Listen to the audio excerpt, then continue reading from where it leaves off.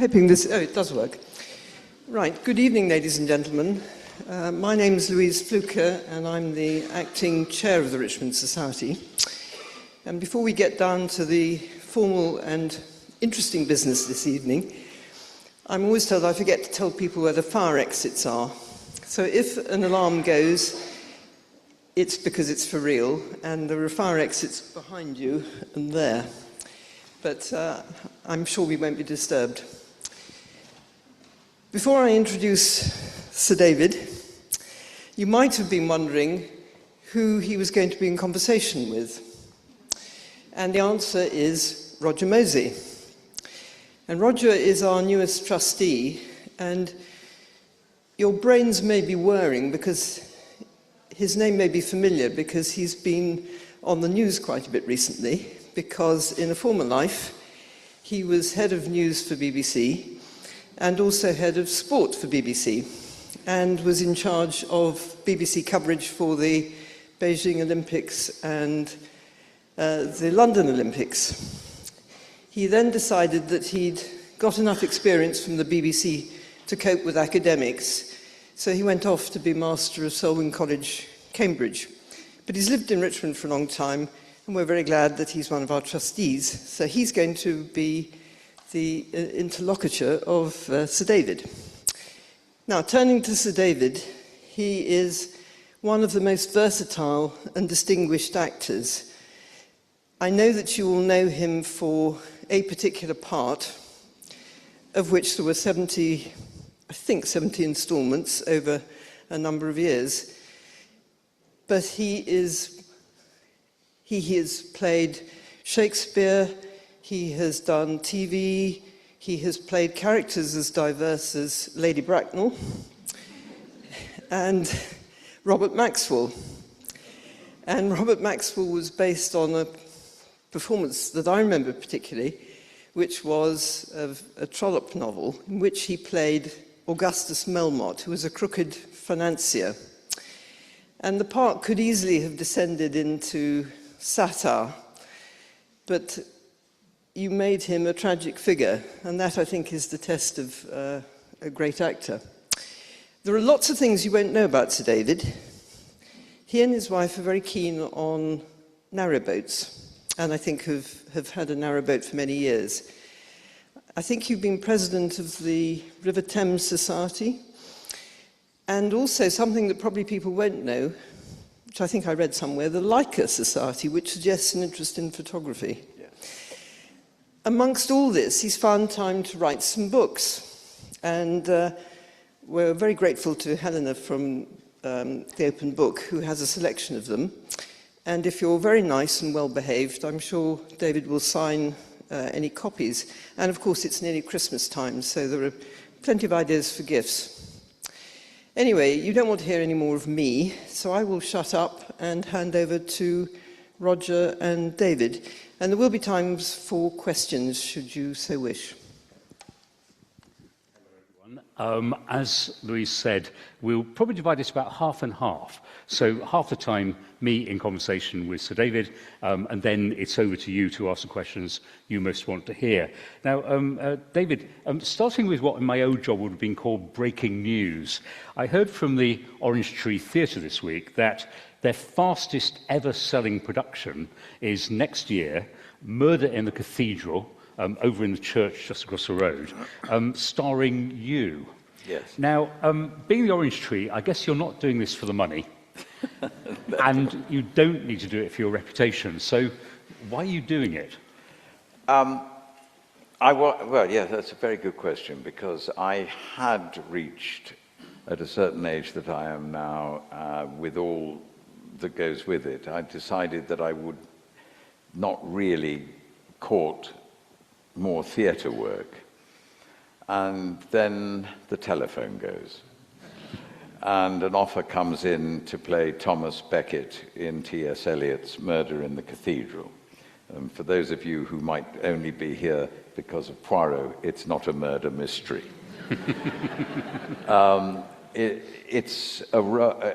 The play, I was first in this play in 1969. when I was at the Gateway Theatre, Chester, and Murder in the Cathedral was played at Chester Cathedral. And I was one of the knights that murdered Thomas Becket. But I always remember in rehearsals thinking, this is the most extraordinary play. And it's not done very often because it's a poetic drama. It's, you know, if you look at classical music and you look at popular music, this is more in the line of chamber music. This isn't popular pop theatre. This is, it's a wonderfully written. When it was first put on in 1935, it took the theatre by storm and has gone down as one of the greatest plays of the 20th century. Not one of the most popular plays, but one of the greatest plays. So when the telephone went and dear Tom from the Orange Tree, who's a wonderful director, rings me and says, what do you feel about playing Thomas Becket in Murder in the Cathedral? I didn't really need to ring my agent. It was, yes, if I can, I will. And I'm thrilled to bits to be doing it in Richmond and not in a great big showy house in the West End. I think this is where this place sits well. Richmond has wonderful theatre, and it's a great privilege for me to be doing it here at St. John the Divine. I'm delighted. Now, part of my prep for this evening, I talked to a well-known actor, and I ran Murder in the Cathedral past him. So I want to read you what he wrote to me. He said, "How impressive to be doing Murder in the Cathedral. Suchet is fearless, and he's physically and mentally tough. He can remember his lines, and huge amounts of lines in this case. Do you have to be physically and mentally tough to do it?" Yes. You do. You have to be very brave. You have to be very brave. And one of the great challenges in getting older is line learning. And I'm going to have to start very early to get those lines into where I want them to be, because as an actor, you can't have lines remembering them from the front in the forehead. They've got to be like we speak. We speak from the back of the head. We don't speak from the front of the head. We just speak and it comes out naturally. You don't think about it. You don't try to remember. So that's how I like to learn it. And that takes time and it takes a lot of work. But you have to be fearless. Yes, you do, especially in a play like that, where the whole subject that T.S. Eliot is embracing is the nature of being a martyr. And you have to go to places within oneself and self-investigation that takes a lot of courage to go there and then expose that. Now, we'll come back to the stage a bit later on, but as you can see by the images chosen tonight and the little thing along the bottom of exercise for little grey cells, we can't avoid Poirot, and so let's talk for a few minutes about Poirot. And in one of your excellent books, which I really can recommend, you talk about the moment when you're offered the part of Poirot, and a bit of a debate going on about, you know, is it the right character for you, and is he a bit of a buffoon? But this was at the height of ITV as a big powerhouse in the country. It was going to be 10 episodes across primetime television. It must have been a moment in your life when you knew it was going to change the way you were seen and give you a level of fame you hadn't previously had. Well, yeah, I mean, I wish I could have thought that. It's not the way it actually happens. When you're opposite, I was at a particular time in my career where I was forging ahead as a classical actor on television and in the theatre. And I mean, it's a well-known story now. I wasn't sure. The only Poirot I knew was from previous incarnations on television or in the movies. And he was a very lightweight character, and I wasn't sure whether at that stage in my career, whether I wanted to be that lightweight, jokey character.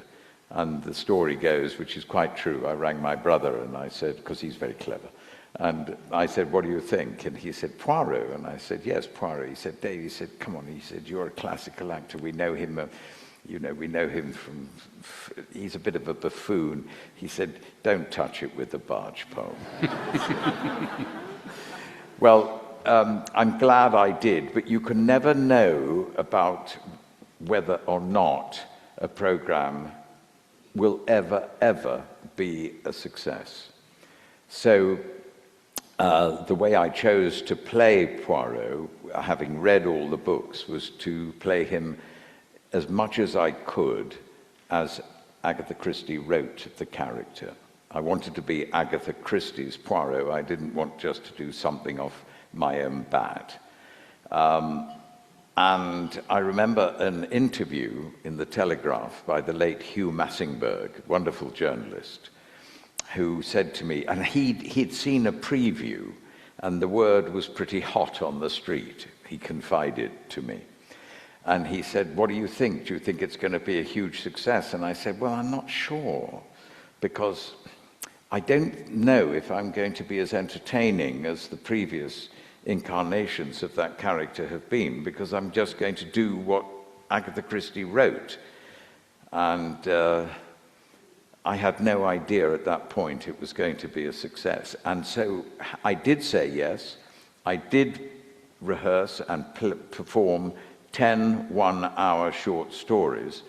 And what may interest you is that at the end of that shoot, which was about 6 months, I never knew there were going to be any more Poirots at all. That's all I was contracted for, just 10 short stories. And I remember at the end of the shoot, I stood up and thanked everybody, the crew and members of my cast, and I said, we've had a most extraordinary 6 months. Thank you all very much, and I wish everybody luck, and I hope to see you sometime in the future. 25 years later. You just can't tell. You just can't tell. And I'm so grateful for being given that character. But I'm actually, and this isn't just me being sweet talking, I'm more grateful to my audience worldwide who keep wanting to watch it, and did at the time, because the audience figures, which started at 15 million per episode, it was the audience reaction that got the television company to want to make more.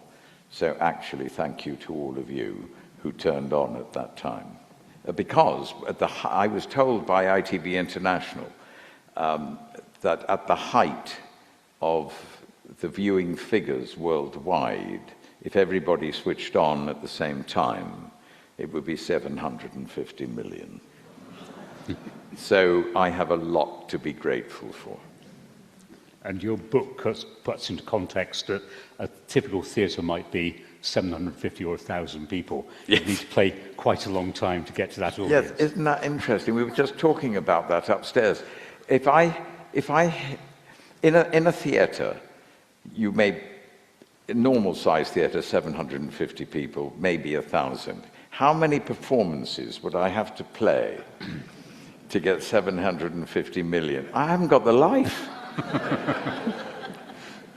Well, one of the things that emerges from the book, which is not an autobiography, but quite close to it, Behind the Lens, My Life, is one of the things that comes through it is you have a real reverence for writers and for the way that they write their characters. So Albee and Miller, right back to Shakespeare.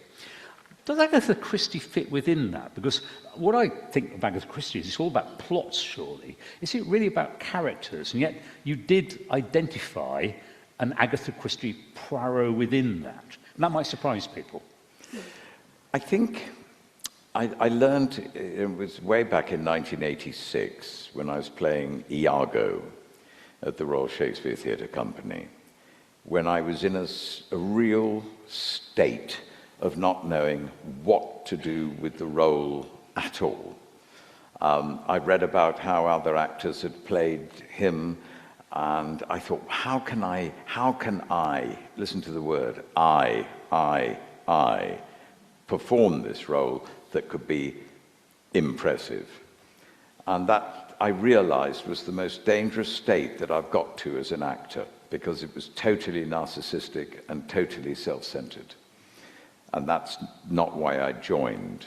That's where I found myself. So what I decided to do, I don't know why I decided to do it, rather than work out how I was going to play it, I withdrew the character from the whole play, took him out, and found out what was missing. What did my writer put in? How can I serve that? And from that moment in 1986, right until now, in the next production I will be doing, I have always and will always continue to be an actor who wants to serve the writer. And it gives me a modus operandi of why I stay an actor. It's given me a mission, which is to serve my writers, which is absolutely what you say, whether it be Arthur Miller, whether it be Shakespeare, whether it be Agatha Christie. And let's mention Agatha Christie. A lot of people think she's just surface, but she is second, or was second in sales only to the Bible, which means in a generalized world, she's probably more read than the Bible. I would say that her plot lines are pretty good, and I think she works them out backwards from the answer, going backwards to how they start. I sort of have that theory. But I think that her, if you like, her credit, her not greatness, but the merit of her writing is in some ways like other great writers, like Shakespeare, like Dickens, like other people, who write about the human condition. In all her books, she writes either what causes crime: love, hate, jealousy, greed. You look at Shakespeare, his plays, the human condition: love, hate, jealousy, greed. You look at Arthur Miller, my favorite play of all time, All My Sons: love, hate, jealousy. We encompass the human being, and she was a great people observer. Her creation of character is quite phenomenal. I'm not a great Agatha Christie reader. I didn't have time to look at other of her novels, but they all center on character. And her creation of Poirot, I think, having studied it as she wrote it, was quite a bit of genius. It may surprise people that you think that one of the dominant characteristics of Poirot is loneliness. Yes. Well, explain that? Well, I've often been criticized by bringing out his loneliness possibly more than Agatha Christie intended. But that's inevitable when you do adaptations. If you've been playing a character for so long, you do flesh out that character and give them more dimension. Poirot is famously quoted as saying, "The greatest gift from le bon Dieu is the love between a man and a woman and the sacred marriage." And we know that he is a bachelor. And we know that Hastings, his sidekick, enjoys women. And Poirot is often, in the films and in the book, gazing at that happening with Hastings and looking at other people. And if that is the case, and that he did say what I've just said, I think myself, and this is very personal interpretation, that I think there is, if the greatest gift is the love between a man and a woman and marriage, and he hasn't got that, then I think there's an emotional vacancy within him. And I think it's something he would like, but I think it's something he knows he will never have. He is a typical bachelor of his days, and I don't think anybody could live with him. And I believe he knows that. But it doesn't stop me thinking that in his quiet moments, he's lonely. And you say that you're the opposite of that, and you're not lonely. But you also say that when you stopped playing Poirot, you almost grieved that you were losing a character, or, I don't know, is it fanciful to say a friend or someone you felt you knew? Roger, that's very observant, because it is absolutely true. I did say that, but there's a very good reason. When you play a character that you didn't know you were going to play for a quarter of a century, albeit doing other roles, you are getting, that character almost becomes part, not only of the identity for the audience, but part of you. And when I was beginning to work on Poirot for the last 10, 12 years, I would be acting on the film set.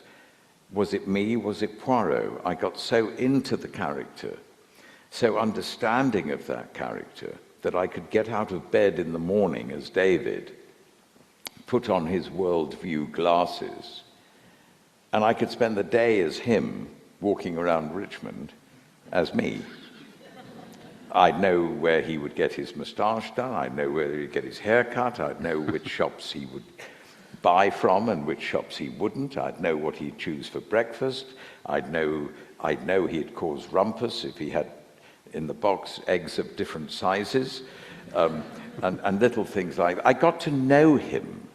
And when you get to know someone who can be with you at any time of the day or night in your own life, you only have to call him and he's there. After 25 years, you're told, that's it. You're going to grieve as though you've lost your best friend, aren't you? You're going to, because he knew me as much as I knew him. And we were together for 25 years. And my darling wife, who's with me tonight, will say that there was a hole in the family. It's true. Yeah, it was. And it's not me being over sentimental, but I still actually miss him. Did people ever speak to you as Poirot? No, but I spoke to them as Poirot. I did, and I'm not just joking. When the press would interview me off the set, off the film set, and I was in the middle of filming, I couldn't suddenly stop being Poirot. And I certainly, because the voice was very difficult to achieve and to maintain during the day, that journalists would come and interview me, but they were interviewing Poirot. They'd get his voice and everything. Let's go back to your wider career. And you say at one point, very rarely will you see me in any role. And you also talk in the book about the difficult roles you've played. And you talk about a Terence Rattigan play with a character who in the end commits suicide and has a terrible character. And you say, quote, "Accessing that kind of darkness isn't easy. I have to unzip myself. Unzip anybody and there will be darkness within. There will be pain. I have to access that darkness from within myself rather than paint it on." Just explain that.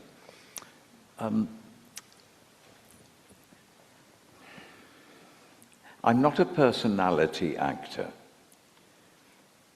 in the sense that Robert Redford was, or other famous actors that you know in Hollywood, when you go to see them in a film. I have known throughout my theatre career and the people who write to me, they never ever come to see me in a play to see David Suchet. What they usually do and write to me and tell me is that they want to see what I'm going to do with a character rather than go to see the personality. So I'm a character actor. Now, my whole training, if you like, from when I was in my very early 20s, I had a most wonderful acting coach. I suppose we could call it method, but it wasn't exactly method. But you can either inhabit a character and draw the people who are watching you in to you, or you can paint a character on, rather like a caricature, and they see what you are rather than who you are. And I think there's a big difference. When I'm acting, I want to know who I'm going to become. So when I study a role, even though it may not be in the play, from the knowledge I'm given, the way he speaks, his relationships with other people, and what I try and work out, their background, where they were born, where they're educated, what sort of education, what would be their likes, any clues from the play or piece of work that I'm working on, how people speak, how they describe things, so that you get to know their world outside of the play. And I try then to bring that world into the play and inhabit the character, so that when I come on stage for the very first time, you're seeing a person rather than an actor pretending to be a person. And that's the difference. Where your life and your work may overlap on your own account is you say that you particularly have played outsiders, that outsiders are the one theme that may run through quite a lot of roles. Do you think you yourself are an outsider? Yes, and I think that was one of the great bondings between Poirot and myself. He was an outsider. I've always felt an outsider. I don't know why I've always felt an outsider. I think it happened at school when I was very bullied and was made to feel an outsider. In my own profession, I've said in the press, I'm not comfortable in, if you like, the areas of glittering showbiz. That's not my background. It's not where I feel comfortable. And therefore, very often in events and things like that, I will not fit easily into it. So yes, I do feel an outsider. I don't know how that translates into my work. It just means I have to find a way of being true to who I am, and just go to places where I feel comfortable. But I do feel an outsider, yes. And yet you are, quite understandably, drawn to playing with great actors. So you want to play, as I read it, Who's Afraid of Virginia Woolf, because Diana Rigg is going to be in it. Who are the people who really inspired you and you wanted to play with and were wonderful to be on stage with? There was one actor that I don't know whether you know, but he became a very good friend of mine, and I met him at Stratford, and he embodied what I like to get in every performance. I try and become the person. I want to be as truthful as I can for my writer. And the great actor that influenced me, and we became very good friends, was the late Richard Pascoe. And I don't know whether anybody remembers that name from the Shakespeare theatre. And also the great Paul Schofield. Now, we'll all know Paul Schofield, and his way of acting really influenced me. And I was in a film with him called When the Whales Came, a long time ago. And I was able to, he would come out, we were staying in a hotel in Hell's Bay on the Isles of Scilly, and he would come out early in the morning and smoke his pipe.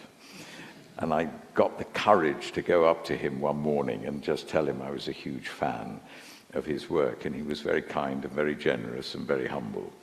And we talked about the work, and there was a man whose work I'd admired for decades talking to me about the same way and the same attitude of work that I was developing. And I thought, wow, I got a real mate here. We both think the same. And that gave me a lot of courage to go on and work in the same way. And it all boils down to being as truthful as one can be within the character, with the help of a director, to serve your writer. I'm going to anonymise what I'm going to say now, because I saw a production you were in a few years ago, which became known for some problems that another actor was having, and a play that was seen as not really terribly good. So despite a number of good performances, including yours, it was seen as being a bit of a rocky run. So you get the good times when you're working with Paul Schofield and it's all wonderful. What about the bad times when you're acting with someone who you may not completely be able to rely on stage, and it may be sticky and the critics are at your feet? How does that work? It's terrible to be in a flop. But I have to tell you that if I'm being absolutely honest, you can usually tell you're going to be in a flop within the second week of rehearsal. And how do you do it? How do you then cope during the rest of rehearsal, not really believing in it? You come home and share it with your nearest and dearest, and they sympathize with you and give you the courage to go on, and then the reviews come out, and then you close early and you were right. It's very difficult. I was at a play in the West End that had a terrific tour. What a performance, The Life of Sid Field. I was playing this comedian who was known in the provinces, but you come to London with a tourist audience, never heard of him, David Suchet, Sid Field. We lasted 2 weeks. Not easy, and not easy with a young company who are going to the West End for the first time, and you're their leader. So you have to go around all the dressing rooms and you have to give them courage to go on, and don't be depressed, don't worry, this is show business. And there's good and there's bad. And then, as you say, I know the production you're talking about, this particular production. There are lots of actors, and it may be me one day, that wear earpieces for their lines to be fed, because you get to a stage when and that happens. One mustn't be surprised at that. But on this particular press night, the earpiece fell out of the actor's ear, and he couldn't remember what to say, and all I could hear was from this earpiece trying to prompt the actor. And I saw the panic on the actor. Now, this is the press night. Okay, we've got a whole row of critics in, and I didn't know what to do. And in the end, I walked up to him, ad-libbing dialogue and patting him on the cheek, and pushed the earpiece in.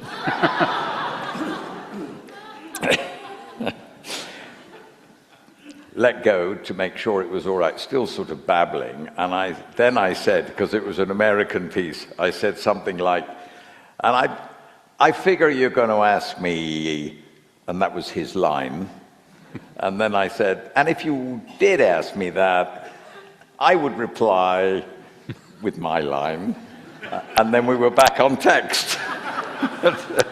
But yeah, I mean, there's a moment when the floor just opens up, and you think you're going to disappear beneath it, and you're never going to come up to the surface. There are moments like that, and there are moments like that when you dry on stage, you forget a line. I call it Grand Prix skidding.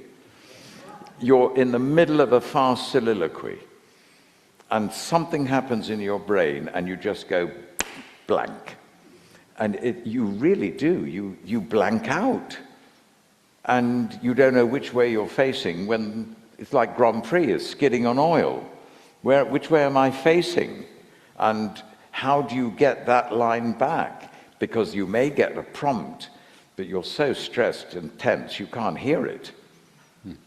And it's a very difficult thing, and those moments open up, and they happen in most plays, in most performances. Yeah. It was the actor I consulted who helpfully reminded me of that. And he said Suchet was clearly carrying the very famous other actor through it. Suchet was really playing both parts. Yes, I was. Yeah. Yeah. It must have been, well, it's funny now, probably wasn't at the time. Yes, thankfully it's funny now, but it wasn't at the time, no. And I'm, you try and embrace that actor, and gradually he got better and better. He wasn't very well, I don't think, and, when you're not well and you asked to perform, to go on the stage, you just have to try and overcome it. But being a press night and a first night, I think it was very, very stressful for him. I felt sorry for him. You talked about playing characters, and I wondered if the range of characters that you can play and other actors can play is narrowing. Yeah. So you say in the book that you did at one point play an actor of a role of Chinese heritage. You also played an Arab at one point. Yes. Are those roles possible now to play, or has it become more constrained? It's very much more constraining. I'm worried, and genuinely worried about the role of my sort of actor in the future. If I was starting out now, I wouldn't have the career that I now was blessed to be given. I wouldn't be allowed to play a Chinaman. I wouldn't be allowed to play a terrorist that I played in a film called Executive Decision with Kurt Russell, when I played a terrorist on an aeroplane. I wouldn't be allowed to do that. There are lots of roles now that actors are not allowed to play because of our woke society and because it's not acceptable to take on the guise of another nationality. I just wonder how far this will go, because it will limit the role of the character actor, and you will get actors only playing who they are in the world in which they are. I mean, I'm being a bit dramatic about it, but it is narrowing down. There was an actor in Hollywood about 2 years ago who was playing a Jewish character, and they discovered that he wasn't Jewish, and he got the sack. So where do you go? Do you have to be Jewish to play Shylock? It's a big conversation to have, and it's not an easy one to have, because you can see both sides of the equation, but we are talking about the arts and how far should we go with that. We know that a white actor now cannot play Othello, but it wasn't so long ago when it was possible. So we are in a transition stage at the moment, and I don't know how far it's going to go. I mean, I don't think anybody would imagine now that Laurence Olivier could or should play Othello. On the other hand, the argument is that if you're having a gay role in a play, it could be played by a gay actor who will understand that role better. And equally, a play with someone with a disability, it's better if someone with a disability plays that role. That's the argument. Well, I did play a gay character recently in the theatre, and I had to ask a gay actor that I was working with permission and whether he would accept it if I was gay. And he said yes. So I was lucky. But if he had said no, then what would we have done? So the world is changing. I'm conscious we're coming up to almost halfway through our conversation, so I'd like to bring the audience in 7 or 8 minutes from now. Wow. There are a couple of Doesn't things. It go quickly? Yeah, time flies. Two things I want to ask specifically. First, of course, is that you have been also on TV with this book, Travels with Agatha Christie. Yeah, that was great. So I want to ask you about that, because I didn't know Agatha Christie had travelled as widely as she did, and you and your wife followed that journey, made a TV programme, wrote the book. Yes. Tell us how extraordinary that journey was in the 1920s for Christie. Was. Agatha Christie went in 1922 she was asked to join a group of people going around the empire to drum up trade, to bring the countries in the empire, notably Australia, New Zealand, Canada, what was the other one? South Africa, yes, that was it. And she'd only published one book in 1921. She was 31 years of age. One of the leaders of the people that were going were Archie Christie, Colonel Archie Christie, and she was asked whether she'd like to join her husband because he was going to be away for 8 months. So she said, yes, I'd love to, and she tagged along. And they went to South Africa, Australia, New Zealand, Canada, and had a holiday in Hawaii, and it took them 8 months. I got a telephone call saying, would I like to go on that same journey that the 31-year-old Agatha Christie went on and follow her and learn about her as a 31-year-old, what was she like, and would I like to do that in 8 weeks? Which ended up, I think it was something like 21 flights and 23 hotels. And Sheila and I actually followed in her footsteps, which was a most extraordinary experience. And we came to face with the empire. And when I was at school, we had no lessons in the empire at all. We didn't know what the empire was. Now there's a series on television, I think, called Empire, and I think I've got to start watching it, because I learnt about that, but I learnt about an Agatha Christie that I never knew. The Agatha Christie that I knew, and I never knew her in person, was rather reserved. She was camera shy. She didn't like going to public performances of her work. Very reclusive in a way. Grand. She was very grandiose. But I met the 31-year-old who was vivacious, very courageous, very flirtatious, very extrovert, and who would ever have thought that Agatha Christie on a ship going to South Africa would have entertained the passengers and crew by singing and playing the piano. This wasn't the Agatha Christie that I knew. And then I discovered that she left the group and went off on her own to visit places where single women on their own, just would not go. And she also loved to surfboard. But I don't mean surfboard body surfing. I mean standing up on a surfboard. Very few women did it. And she was a bit of a trailblazer. She loved fast cars.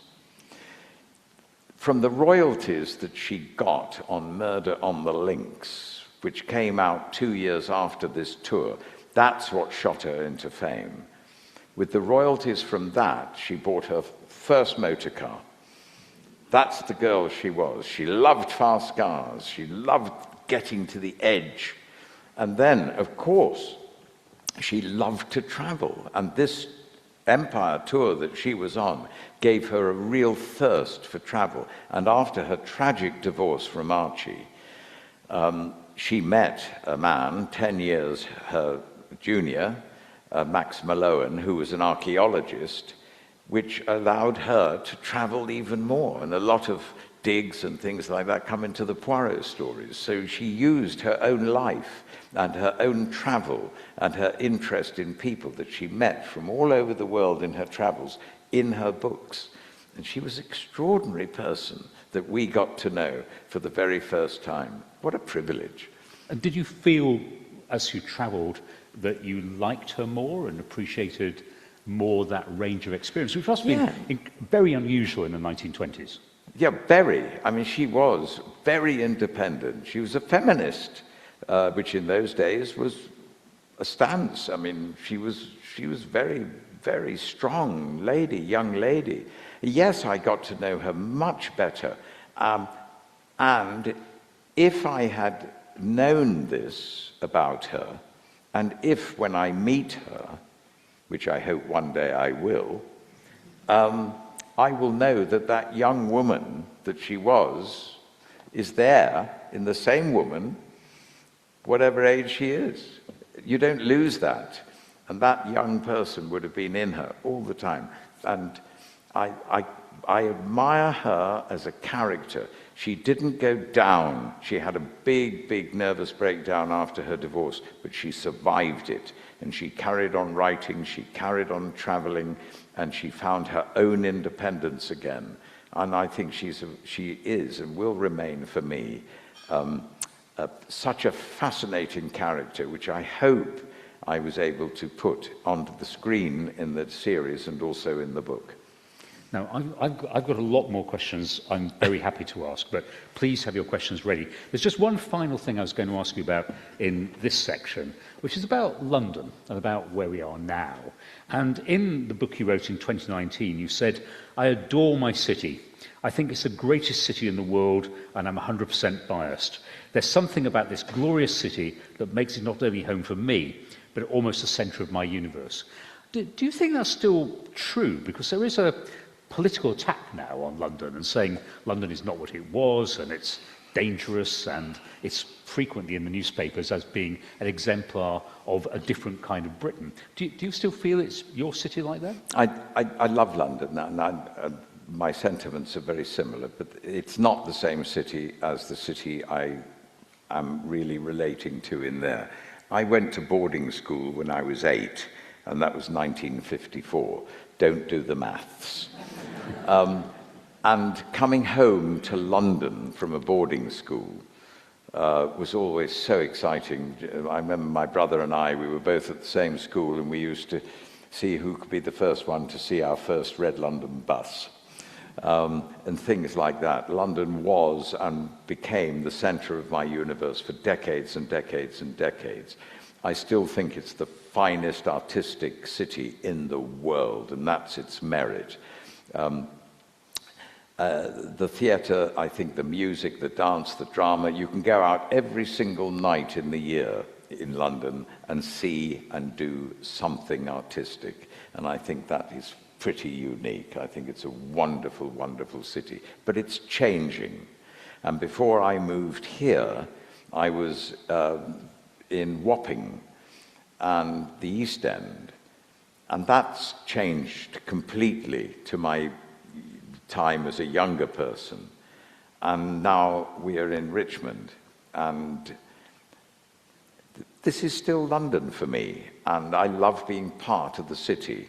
And I am still proud to say I'm a Londoner. It is still, for me, the greatest city in the world, but it's changing.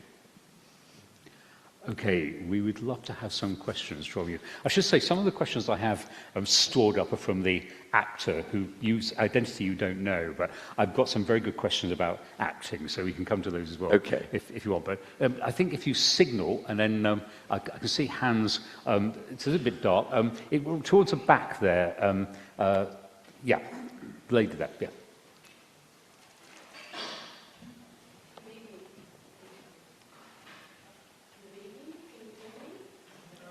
I can't. And sometimes I can't hear, but if you hear them, or somebody else hears them, will you tell me what they are? Because it's not always clear. Yes. Hello. Yes.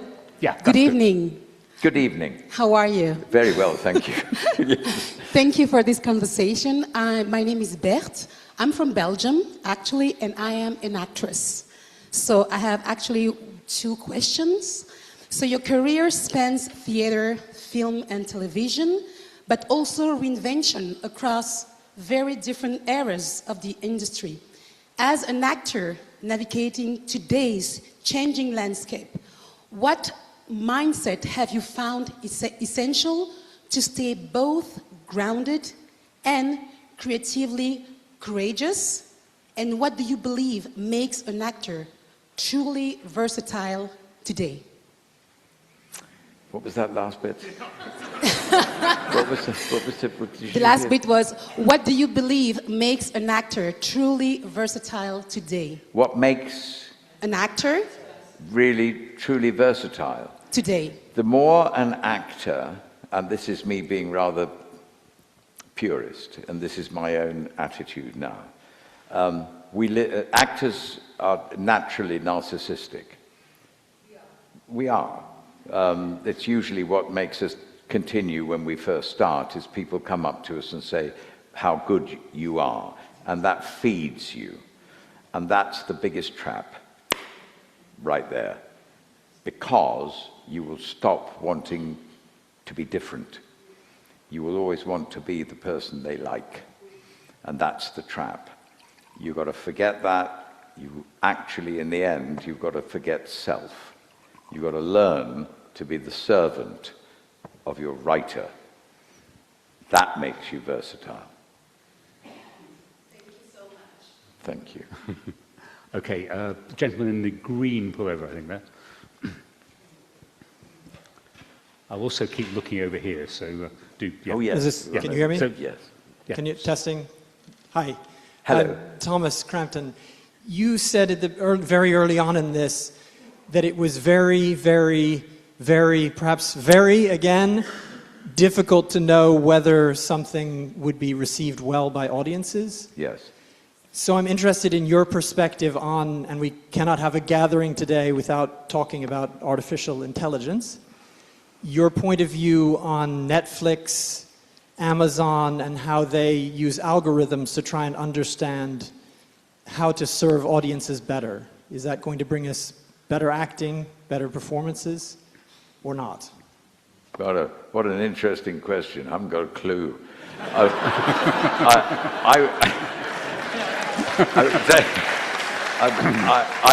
I think, if I'm to be absolutely honest with you, I'm scared stiff of AI. But I think it's brilliant at the same time.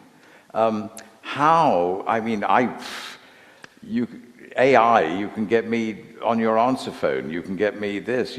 I've seen myself in a picture that's not me. I've signed my autograph on a photograph that's not me. AI.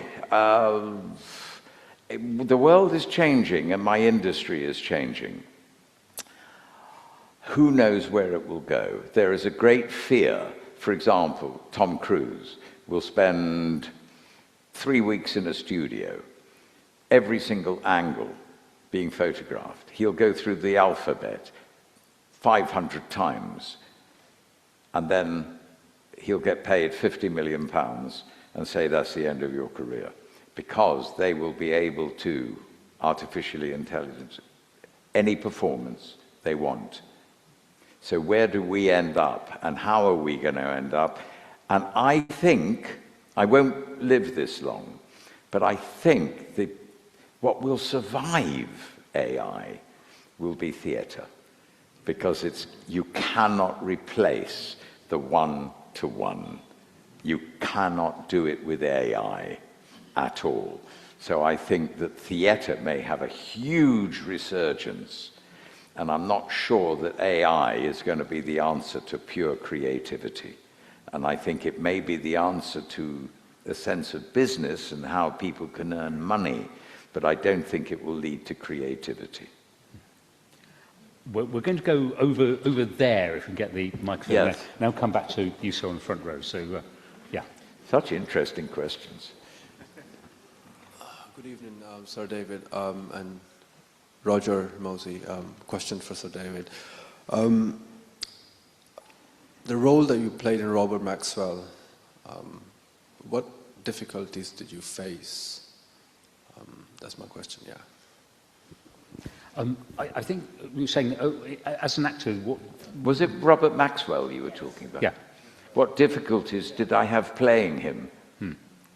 Gosh, have you got an evening? It was every single thing I'm not, including my height.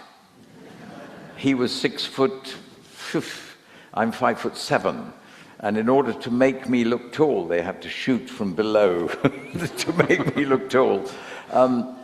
His voice, his attitude,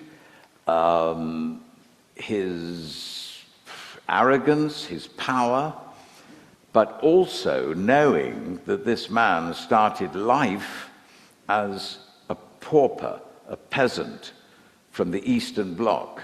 He writes about not having any shoes. So what created that man to become the monster that he became? So I tried to put his past into his present and try to create not just a two-dimensional bully, but a fully fledged human being. And that was the challenge, and that was the difficulty. Good question, thank you. He was dead by that point, wasn't he? So Yes. he didn't have the libraries. No, I wish I've played most dead men. The very few people that I've...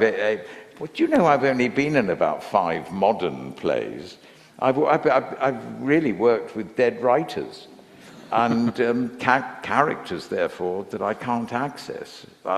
Freud, I'd love to have met Sigmund Freud, because I may have had a clue how to play him. But, I've played a lot of people who have lived, but now, yes, I never met them. Yeah. We'll stay on that side before we come back over here. So, sir. Yes, Good sir. evening, Alexander. I came from Russia just to see you tonight, just for one night. Gosh. I'd love to London, Great Britain, and to Sir David Suchet brought me here.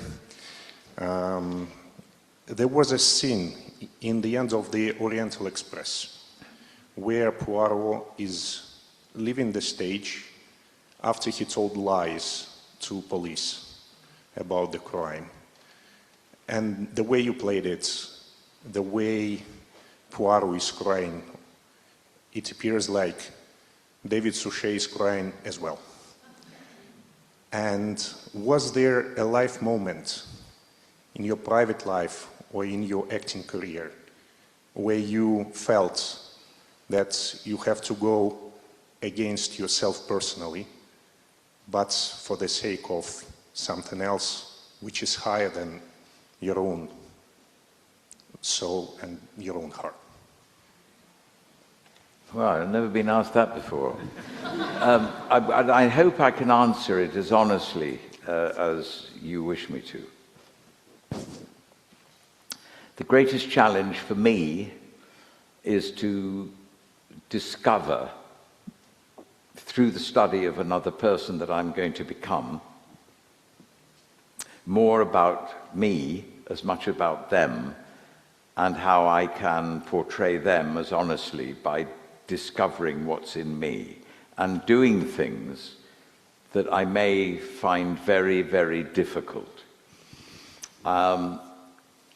You mentioned that Poirot, who's doing something that he really didn't want to do. In the end of the Orient Express, he believes, here's a character who believes that he's been put on earth by God to rid it of crime, and he's asked to let so many murderers go, plus the fact that he's very strict Catholic, and that goes against his whole being. And I have been in those situations very much, and I can think of one particular film that I found myself in the middle of filming having to deal with a situation, with a circumstance that really went against what I wanted. And I made a decision, like Poirot did, to embrace it rather than to walk away. So yes, I have experienced that, and it's not easy. Have I answered that for you? Thank you. Can I ask you a technical thing, which is when you're on stage for 2.5 hours, whatever it is, it's a concentrated performance. Having watched films being made and TV programs being made, they're incredibly busy, and you don't necessarily shoot it in the right order, and then you've got a meal break that goes on for an hour, and then you shoot a 20-second scene, and then you come back later. How challenging is that? Yeah, I find it very, very, very hard. It's very hard.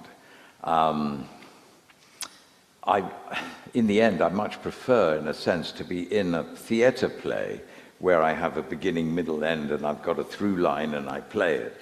But as you say, you're in a film of, let's say, you always shoot a film according to what's available in the set. So if they've got a set of a cottage, all the scenes that take place in the cottage will be shot while the cottage is there. And then they move on. So these scenes may be here, they may be there, they may be out of order, and it's very difficult. And part of your homework on a film is to have a very clear through line of the character's development at any moment that you're asked to perform. You've got to know exactly where that character is in the whole story so that you actually fit in.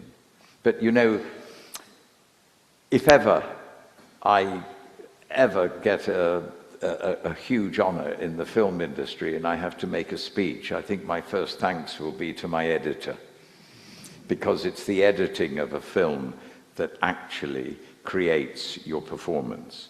I don't think, yes, there's some great film actors, and I'd love to think of myself as a great film actor. Forget it. No, I thank my editor. Okay, back over here, the gentleman with the scarf. Yes, sir. Thank you, Sir David. A few years ago, my wife and I attended your evening at Hampstead, and then we rewatched some of the older films, including The Curtain, which is the final... Curtain? Yes, and interesting, I was going to ask the question, it's probably a parallel to the one Alexander was asking before. It's the opposites, like the decision Poirot makes at the end is to commit... Let himself die. Yes, let himself die, commit a murder and let himself die after that. How do you have an opinion on this decision, and does it align with your values? What was that? So does his decision to first commit a murder and then to let himself die, how does it align with the character? Like, did you find it logical? And then how does it sit with you? Yeah, well, I had to find the logic. Did everybody understand the question? Okay, so how did I find the logic of that? How did I find the logic, for example, of a man who's a detective, supposed to be the world's greatest detective and everything else, actually commit a murder? The reason that Poirot did, and the logic behind it, is that nobody else would ever know who did it, and that person would never be punished. Him, me, being who he was, he had to catch the murderer and he had to punish the murderer. The only way he could do that was, in those days, a murderer would have been hung. Poirot had to kill, because that man killed. When Poirot is dying, Agatha Christie makes him ask forgiveness for taking his own life or allowing himself to die. But when I was playing it, I also was asking forgiveness for being a murderer. So the two things made logic for me and allowed me to play it with conviction, but very complex and a very good question. So, with the stripy shirt. Yes, good evening, David. Listening to you talking about ad-libbing a line and then dragging another actor back onto track again, and yet you are passionate about staying true to the writer at all times. If possible, yes. If possible. How do you feel about folks who improvise around you? Well, on stage? On stage, yeah, yes. Well, that's a very good question. I was at Stratford once in a play called King John, with a wonderful actor playing King John, but completely eccentric, and slightly on this particular performance, under the influence. I'm playing Hubert, who's all very tight in chainmail, and I suddenly find myself being lifted up off the ground, unrehearsed, and deposited off stage.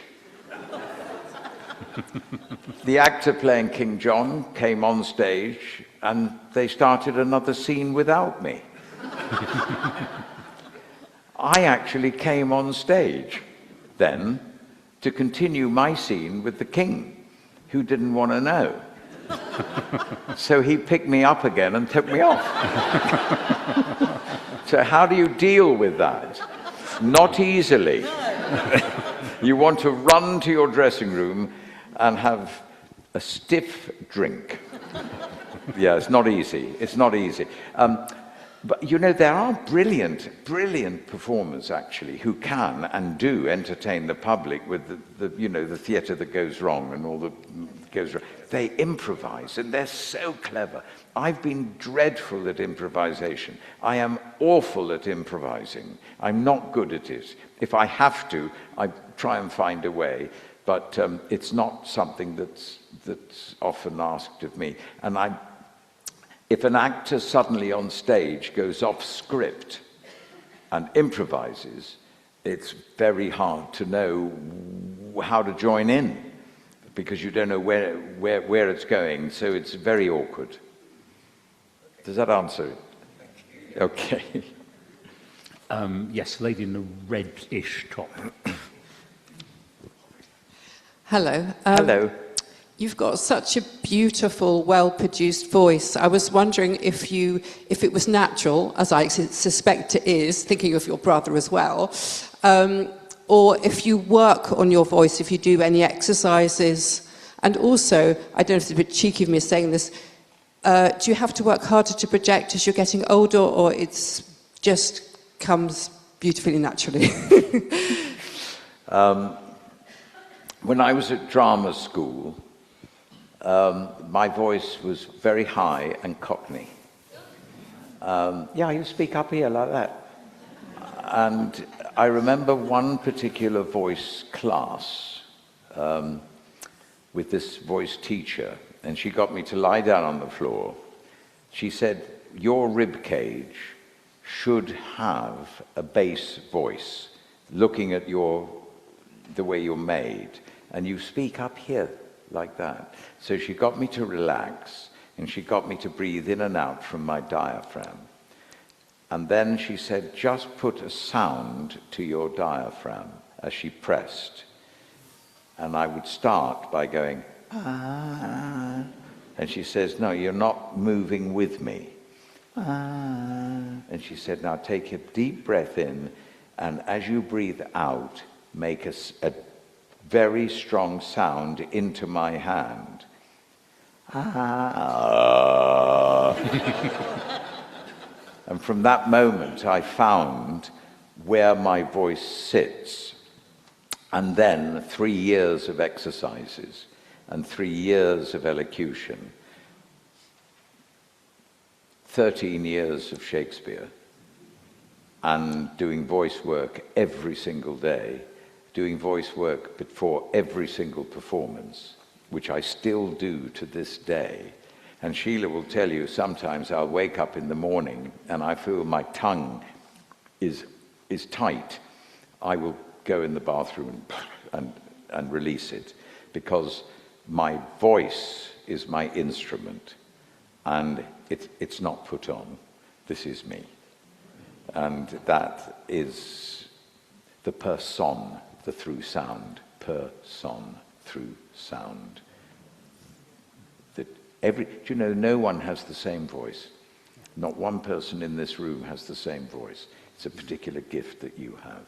And when you speak to someone, you're sharing your very special gift.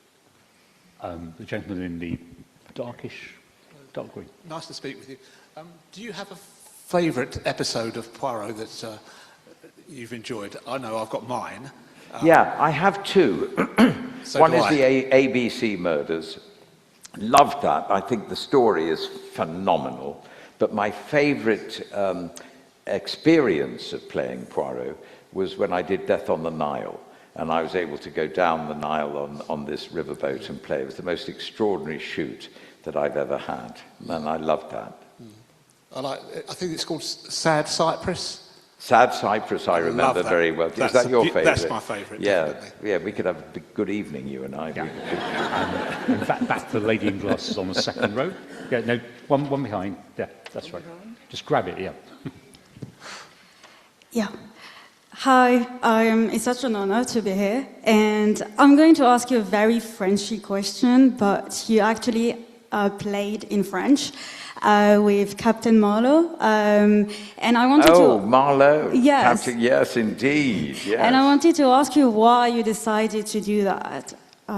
Because this seems very unusual with all your other roles. It was a very good question. The director actually rang my agent. She happened to be a fan of my theatre work as well as my television work, and she just wanted to work with me. So, and then she sent me the script, and I thought to myself, well, I've never actually done anything like that. And at a certain age and stage and performances, when something is presented to you that you've never done before, you don't think about the money, you don't think about whether it's a success, you think about, it's a chance to do something I've never done before. And that's why I said yes. The lady in the black and white scarf there on the second row, and then we'll come to the gentleman next to you. Yeah. So David, you said that you feel an outsider in a business in which you've spent most of your life. Can I then suppose, and correct me if I'm wrong, if that means that you're not comfortable in a company of lovies, and that that your best friend, your closest friends, are outside the business? 100%. Yes, is the answer to that. Strangely enough, I'm not comfortable. I remember, do you know who invented the word lovey? It was Trevor Nunn, actually, and I don't say that name dropping or in any way slandering. He knows, he made a speech and called actors loveys. I've always not been comfortable with that. I don't like the title lovey to be something applied to me.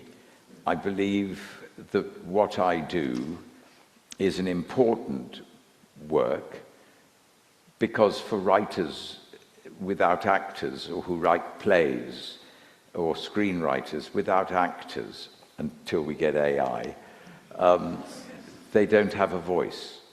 So I don't like being called a lovey, which suggests a type of personality in a society in which I exist. I like being called an actor, and I take my job and my work possibly too seriously, but I do. I take it very seriously, and I think I have a huge responsibility, and I've often got it wrong. So, you played a Cockney villain in the Bank Job film. How did you create that character? Oh, wonderful character to play. For those of you, the Bank Job, anybody? No, I'm not going to ask the question who's seen it, because that would be very embarrassing. I had to play a real crook, an East End crook, who was as much into the porn industry as anything else. He was, oh, do get it, it's a wonderful film, actually. And he just really fascinated me. And it was all shot in the East End. And I used to spend days walking around the East End, listening to the East End, trying to get into their skin, trying to find out. I read all about the East End Mafia. I'm trying to enter that world until I felt, because you have to, when you start filming, there's very little rehearsal. You've got to be there on day one.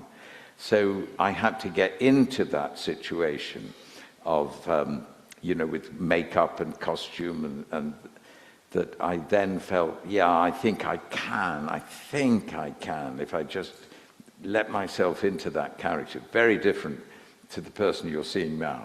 And it was a joy to play. We had a wonderful time. Yeah, The Bank Job. Yes, it's a really, really good film. We've got about 10 minutes left, so make sure you ask questions. We're having a bit of a surge on this row, so sir in the blue, yeah. Maybe this is an ideal final question. Could you give us your favourite Shakespearean speech? You mean deliver it now, or...?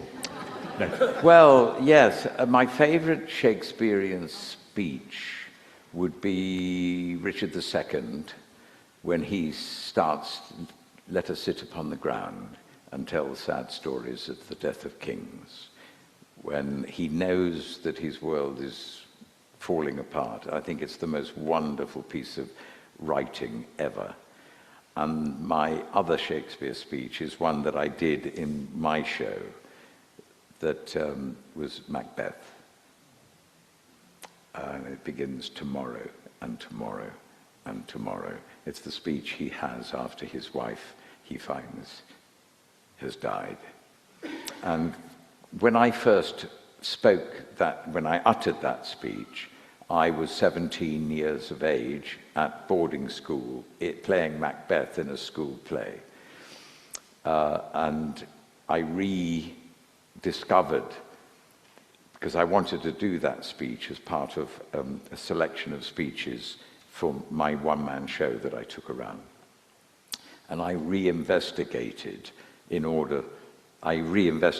the character of Macbeth and reread the play, and suddenly I had a realization of how, if I was in that play, which I'm never going to be now, how I might say that speech.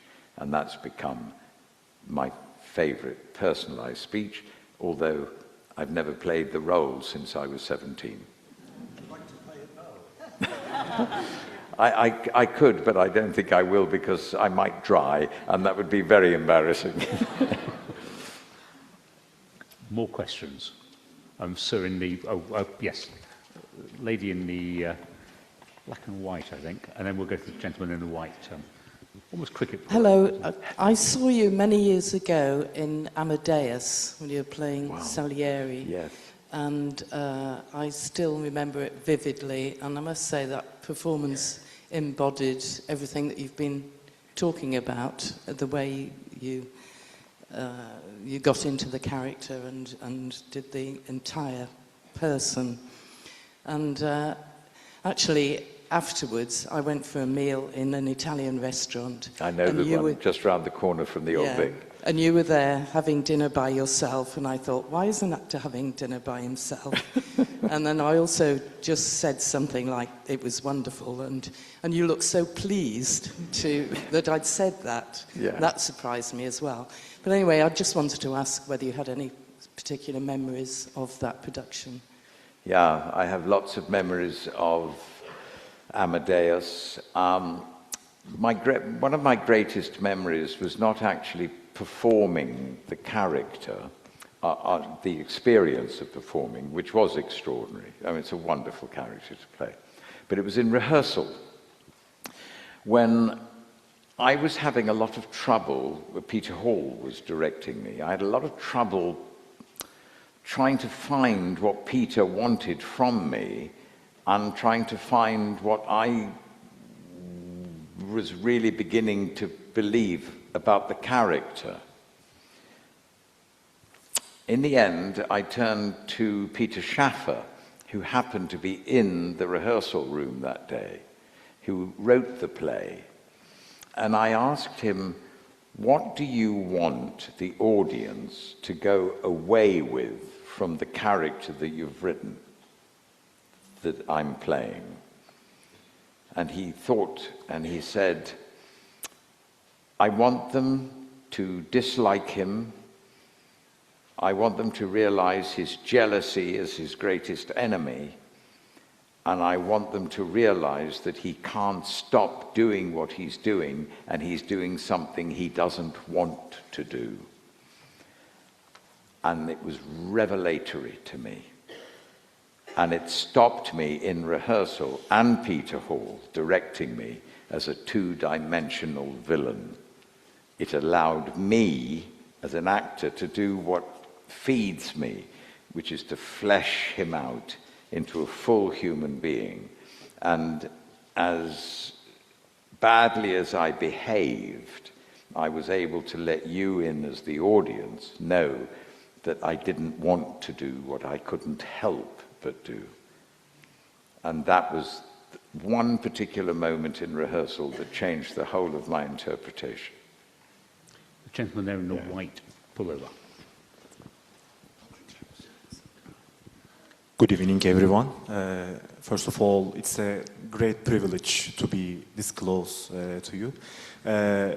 My also personal relationship started when I first watched Hercule Poirot in 1997, and I am one of the, biggest crowd around the world who watched it, and it was being broadcasted in the second channel of Turkey. You can consider like BBC Two. Yeah. Wow. It was amazing, and I have been watching and following you. When I first relocated to the UK, the first place was where I went was Florin Court, which is the White Heaven Mansions, which was shown as the house of Hercule Poirot. I would like to ask, did you film some episodes really over there as Hercule Poirot's place? And secondly, you also, this is not your first travel documentary. I think you played in St. Paul Apostle in 2012, if I'm not mistaken. In a documentary. Documentary, yes. And your first episode, you went to Turkey and to the city of Tarsus, which is the place where I grew up. Wow. So it was amazing. Yes. How was it to also play and to act and follow the tracks of St. Paul, starting from Mediterranean and also Middle East, let's say? I would like to get your opinion about that. Thanks so much, Eddie. It's a very, very interesting question. Did I act where Poirot lived, you're saying? Yes, I acted in the flat in Whitehaven Mansions. Yes, I did. It's Florin Court, actually, in Smithfield. But I'm here to tell you that the block of flats that was given to me in the series, I remember saying to the designer, I don't think Poirot would have liked it. And he said, why? So I said, because it's all curves. And Poirot liked straight lines like that.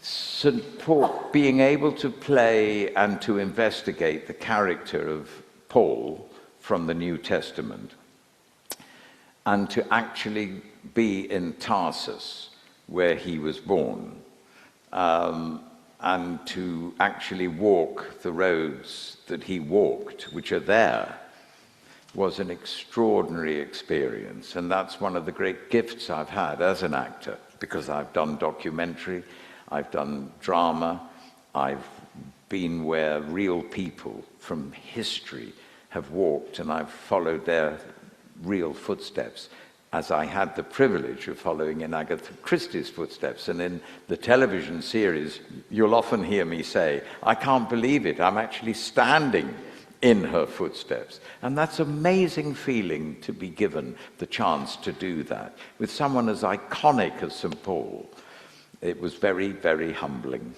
indeed. Final audience question from a lady about 3 rows back. Thank you. There you go. Hello, Sir David. I'd like to ask you a question. You have entertained 750 million of us bringing other people's stories to life. And I wonder, at a time when somebody will like to bring your story to life, who would you like to represent you? And I equally ask that of Roger, if that's something that would stump you. So, Roger, you also can join in that conversation. Who would I like to portray me? Yes. In the story of your life. What? I don't know. Talking about my voice, I've had people try to take off my voice, and they can't. I don't know, they've tried to imitate my voice, and they can't. I don't know. Do you know what? I don't think anybody could play me.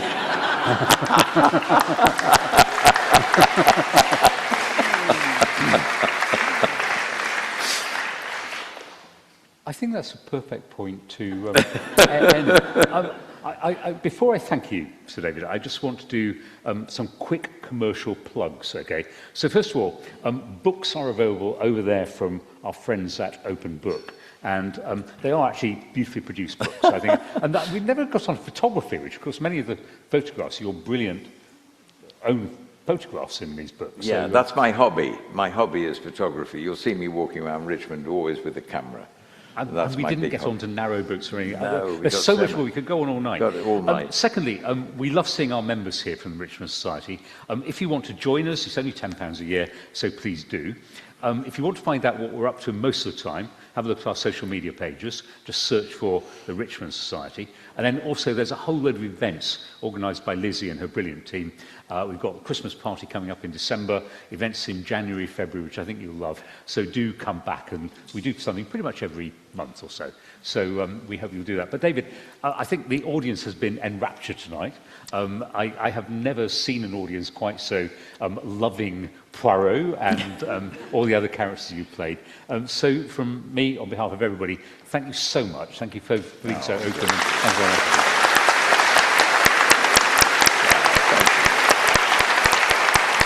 Thank you very much. Thank you. Thank you. Oh.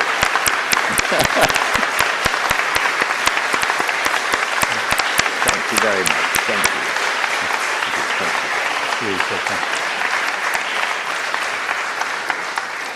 I don't think I've seen an audience so enthused and having come from so many different places to meet Sir David. So thank you, members of the audience. I'd reciprocate what Roger says. Our next meeting is on the 11th of December, which is our AGM. And as a temptation to get you to come to the AGM, for which you have to be a member, we have a Christmas party afterwards, which is much more fun. So please do join if you're not already members, and do come to the AGM. Well, I'd like to thank both of you for a fascinating... Thank you very much. Thank you. Wonderful interview. You've given huge pleasure to so many people, and we've had a masterclass in what it is to be an actor. And those of us who've seen you on stage live, I think, get some understanding of why the theatre is so important to so many people. Partly because it's never the same 2 evenings running. No. And it's that visceral bringing to life the writer, as you've said. Anyway, this is just a small token from us thank you. to thank you. Thank you. And wow. Those who would like Sir David to sign books, logistically, I think you're going to have to do it here. So if you want to buy a book and you want it signed, go to the open book table over there, and then come up here in an orderly queue. And shall I sign it? Shall I sign it on, Yes. on here? And I think if anybody would like a drink before we're chucked out, which is at 10, the bar's open. And thank you, Richmond Society team, for putting this on and making the arrangements possible.